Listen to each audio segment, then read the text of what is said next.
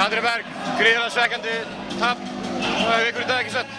Það er bara ræðilegt. Við erum bara rosalega klaufar. Við erum að fá mikið af brottvísunum og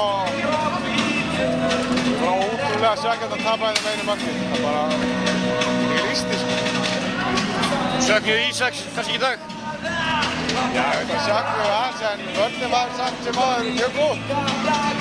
En hérna, þetta söknuðu hans var frábær varnarmaður en það kannski ekki það sem skiptir máli. Við vorum bara klaufar.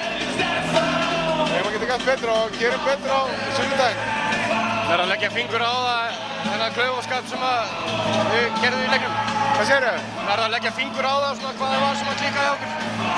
Já, við vorum að fá svolítið mikið á brottvísunum og svo var misskilningunni á okkur í vörninni í lokin sem var ekki búinn að vera neitt.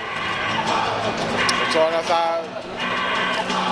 hann verið ótrúlega maggi hjá þeim en svona er þetta bara. Staðan 1-2, sem þýðir það að þið þurfið að vinna næstu 2 leiki ef þið ætlið ykkur áfram. Já, ég meina, það sem við vita allir hvernig það var í 5 leiki, þannig að það skiptir einhver máli. Þetta er staðan núna, við klárum góð 3-2. Byrjum á því samt í jafna. Þið farið 10 jafnir til leikt í Svaðamýri næsta leik. Já, ekki spurning, við eigum mikið inni, finnst mér, og það er bara að gera sig í borgina. Takk fyrir þetta, Andri.